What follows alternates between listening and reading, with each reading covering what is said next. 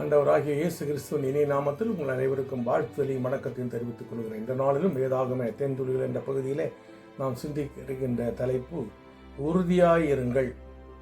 உறுதியாயிருங்கள். முதலாவது ஜெபத்தில் உறுதியாயிருங்கள். ரோமர் 12 அதிகாரம் 12வது வசனம். இரண்டாவது விசுவாசத்தில் உறுதியாயிருங்கள். 1 பேதுரு 5 அதிகாரம் 9வது வசனம்.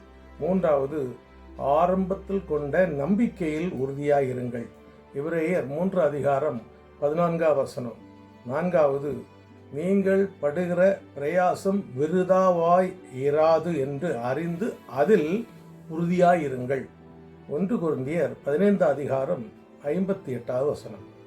ஐந்தாவது நாம் பண்ணின அறிக்கையில் உறுதியாயிருங்கள்.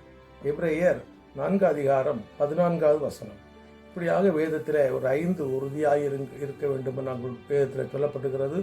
இந்த வசனங்களிலே கண்டபடியாக வாசித்த பிரகாரமாக தியானித்த பிரகாரமாக நாம் இவைகளிலே உறுதியாக இருந்து கர்த்தருடைய ராஜ்யத்துக்குள் பிரவேசிக்க ஆண்டவர் நம்மை அழைக்கிறார்.